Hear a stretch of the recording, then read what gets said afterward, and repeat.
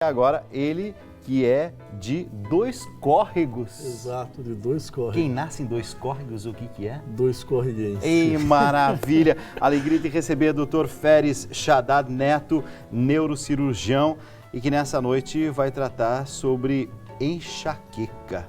É neurocirurgião mesmo que fala? Parece que tem um nome específico que o senhor gosta de usar, qualquer? Não, neurocirurgião. Tá tudo certo. Neurocirurgião, tá então, excelente. Perfeito.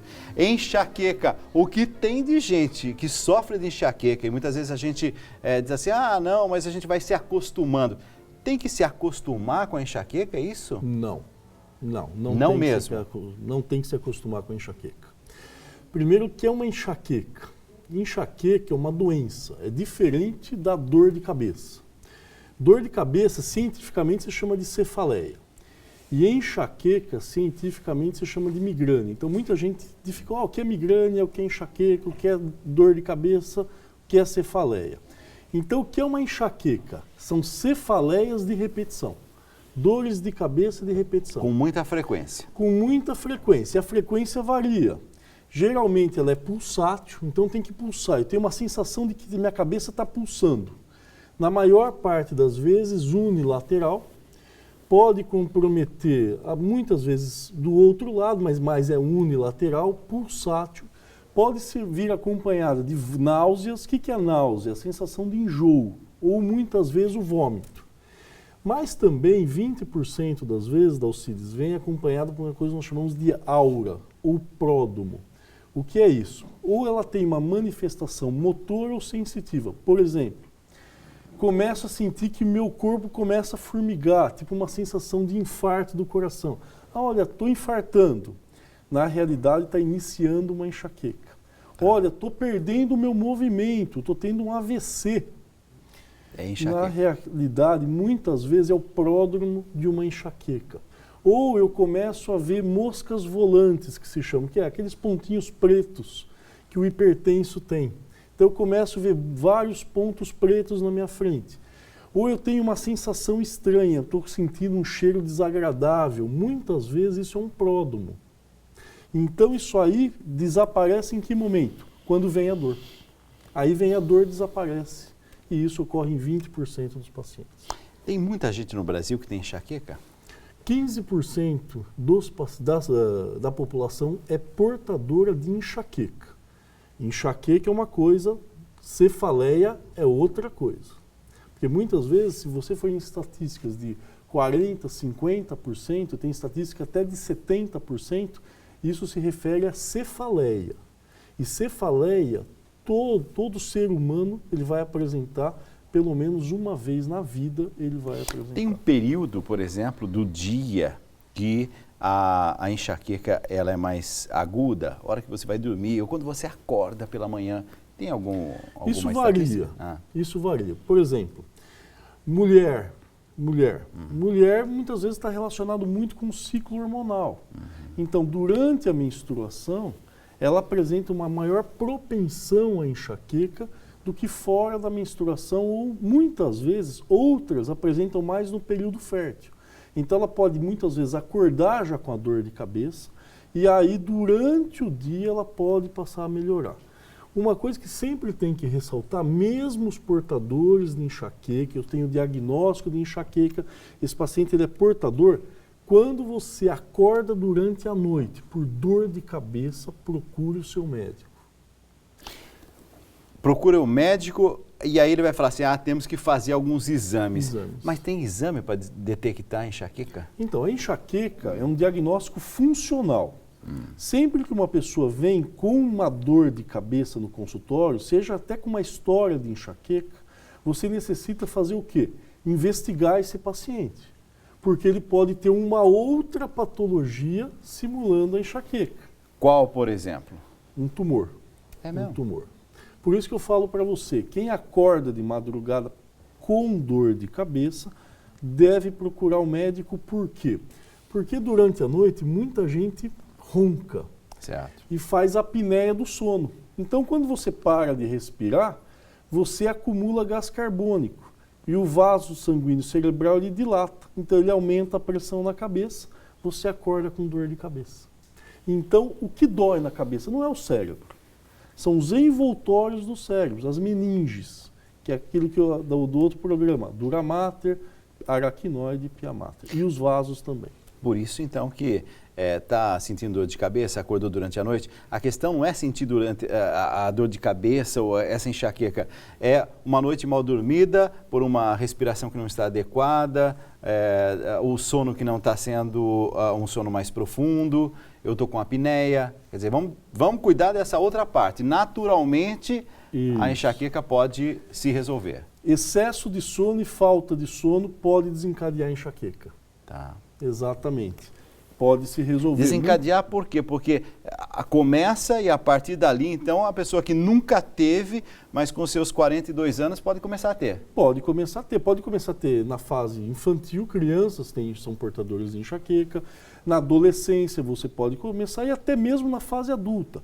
Ou muitas vezes você é portador de um tipo de enxaqueca e você muda o padrão da sua enxaqueca na fase adulta. Temos questões deixadas nas nossas redes sociais. Vamos lá.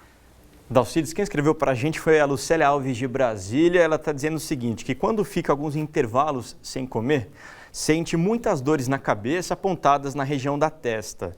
Depois, quando come, vem o vômito. Ela está perguntando se isso denuncia algum quadro de enxaqueca ou é apenas uma consequência de uma alimentação desregrada. Não, aí o que acontece? Quando você falta com a alimentação, você diminui. Por exemplo, a pessoa ela tem o hábito de comer regradamente. Ah, hoje eu não consegui me alimentar porque eu tive um excesso no meu trabalho ou coisa do tipo. Então abaixou a taxa da glicose. Se abaixou a taxa da glicose, o meu cérebro funciona à base de glicose. Glicose e oxigênio, que é o açúcar. Então o que acontece? Os vasos cerebrais eles se dilatam para aumentar o aporte de sangue, para chegar mais glicose no cérebro. Então isso desencadeia a dor de cabeça.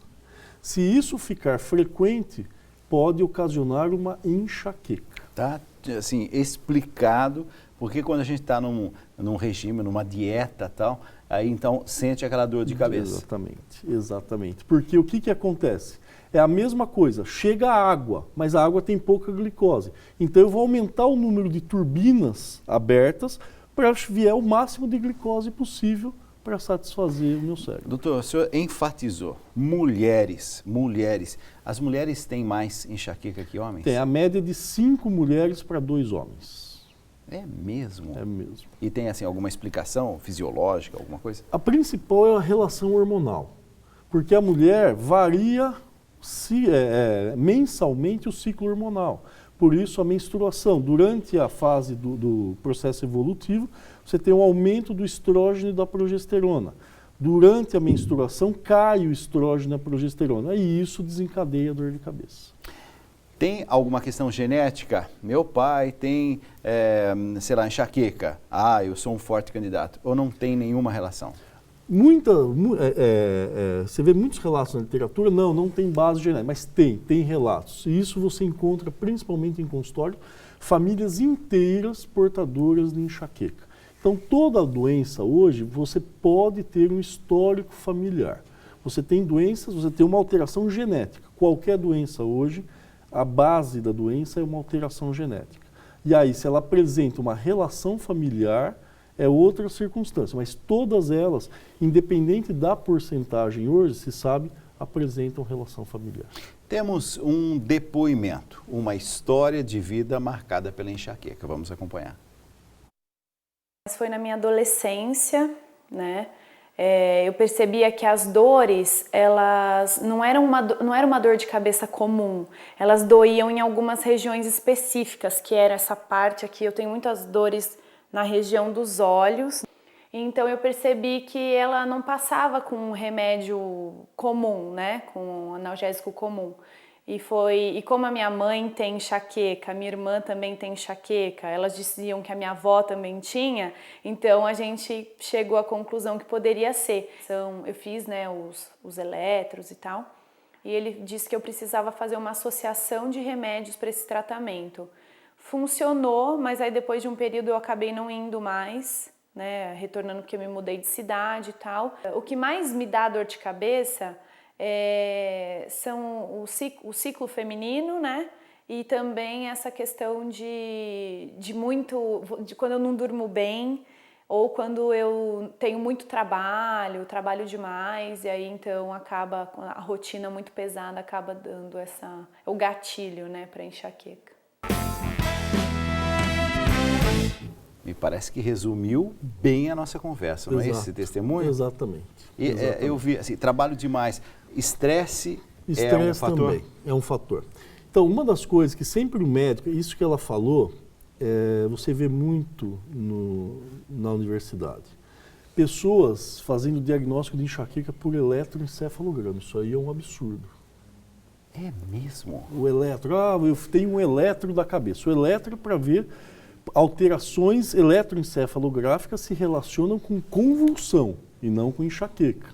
E você vê muito isso, principalmente vindo quanto mais longe da capital, você vê pessoas com, doutor, eu tenho enxaqueca porque meu eletro está alterado. Não, o eletro alterado se relaciona a crises epiléticas e não a enxaqueca. São coisas diferentes. A outra coisa que ela relata, eu tenho a dor nos olhos, ou dor na região temporal que é celular. E ela simbolizou várias vezes aqui, essa região aqui. Muitas vezes você tem que fazer um diagnóstico diferencial, porque aqui você tem músculo. E músculo, toda vez que você levar um estresse, por exemplo, você sente a pessoa começa a ficar contorcida. E aqui o músculo trapézio, que chama aqui no pescoço, duro. Isso é o estresse. Então, toda vez que você relata na órbita, na região periorbital, você tem que diferenciar a enxaqueca de um espasmo da musculatura. Porque daí qual é o melhor tratamento, por exemplo? Acupuntura ao invés de remédio. Entendi. Porque você relaxa o músculo. E é o corpo gritando de alguma forma que tem alguma coisa ali que você não está cuidando. Exatamente. A dor é um sinal, sempre. A dor é um sinal, sintoma de que o corpo precisa de alguma coisa. Tá. Sempre, ele está te falando. Por isso que quando você fala, se dizer, é bem interessante a dor, quando você perde a dor, é que você tem a progressão das doenças. Porque eu não tenho um sinal. Então eu estou tranquilo, eu estou bem. E a gente não vive numa sociedade que, assim, sentiu qualquer coisinha, toma um remedinho, passou a dor, que alívio, e a gente fica tudo feliz. Opa, a dor, se não for levada a sério, é o choro da criança que não está sendo ouvido. Exatamente. Aí tem uma coisa, um detalhe na enxaqueca. Isso que você falou é um detalhe clássico. Eu tenho dor, não quero procurar um médico, eu tenho enxaqueca, o que eu tomo? Eu vou tomar um remedinho. Por exemplo, a dipirona, o Tilenol. Isso. Só que a dipirona e o Tilenol, está provado hoje, que eles potencializam a dor de cabeça, a enxaqueca a longo prazo. Então hoje eles estão tirando a sua dor de cabeça ou aliviando. A longo prazo, eles estão potencializando a sua dor de cabeça, a sua enxaqueca. Então aquele negócio, eu não procuro médico, minha mãe tomou, eu também vou tomar. Então hoje se sabe que essa medicação, ela está potencializando a enxaqueca a longo prazo. Porque você divide toda a dor em aguda e crônica. O que é agudo? Estou agora. Agora vem vindo uma dor, é um tipo de tratamento. O outro tipo de tratamento é aquele que vem a longo prazo. Eu sei que eu vou ter dor daqui uma semana, 2, 3, porque eu sou portador de enxaqueca.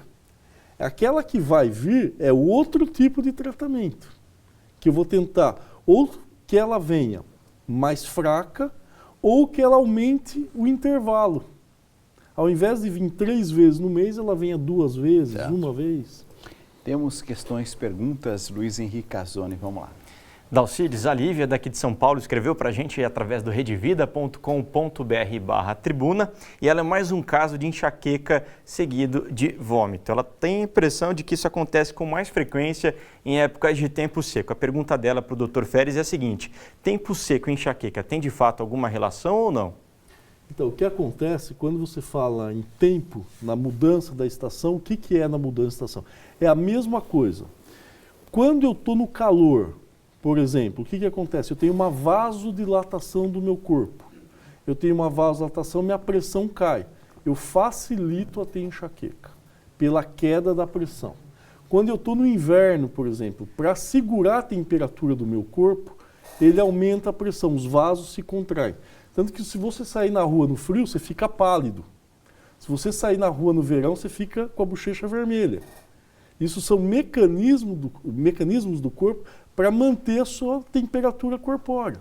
Então, os dois climas aumentam, facilitam a enxaqueca. Então, quando você vai ter uma enxaqueca, por exemplo, eu sei que vai mudar a temperatura hoje. A chance de eu ter uma enxaqueca, do paciente ter uma enxaqueca é muito alta.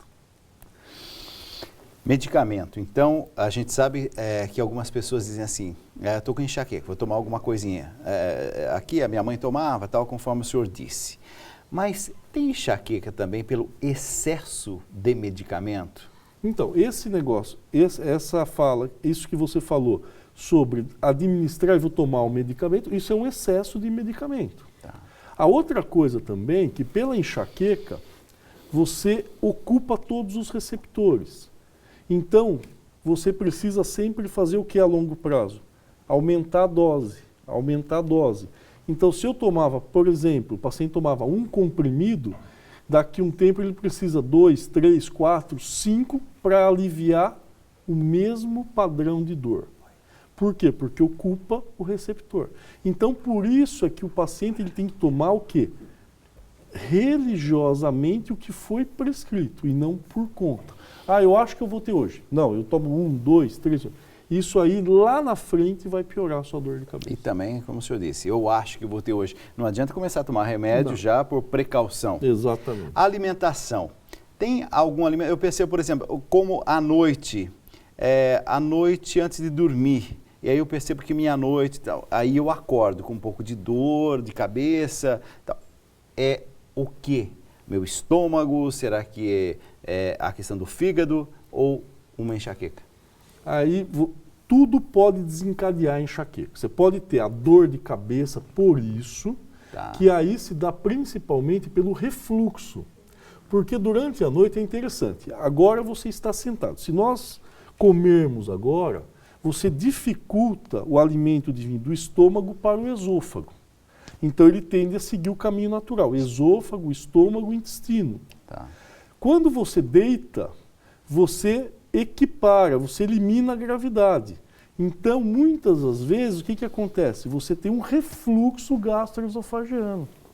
E aí você desencadeia a dor de cabeça. Muitas vezes, quem come à noite, acorda com a boca suja, com placas. Isso indica que houve um refluxo do alimento durante a noite. Por uma lei da física, quer dizer... Exatamente. Basta conhecer um pouquinho do que é importante. Como a gente aprendeu tanta coisa na vida, mas como talvez a gente não tenha aprendido assim, coisas muito práticas e importantes. Por exemplo, comer e dormir. Agora estou entendendo que realmente não tem sentido, não é por aí. E que a gente poderia, assim, com algumas medidas muito assim caseiras mesmo, já ir se cuidando. Tem alguma alimentação que ajuda na questão da enxaqueca? Toma um chazinho tal, minha avó gostava de sempre ter um chazinho ali na manga da camisa. Então, na questão da alimentação depende do paciente. É ele que vai relatar. Aí já depende da informação dele. Por quê? Depende o alimento, pode desencadear a enxaqueca no paciente. Então, para mim, por exemplo, para um determinado paciente... Queijo. Queijo é excelente. Para outros, desencadeia. Quanto mais aquele queijo mais amarelado, maior é a chance dele desencadear a enxaqueca. Vinho, para mais da metade da população, é excepcional. Para outra, desencadeia a enxaqueca. Por quê? Porque todo alimento, Dalcides, de uma forma ou de outra, ele ele mexe no mecanismo da pressão. O vinho, por exemplo, é excelente, todo mundo recomenda. Tome uma taça de vinho para você não ter um problema cardíaco ou cerebral. Por quê? Porque ele aumenta o fluxo de sangue.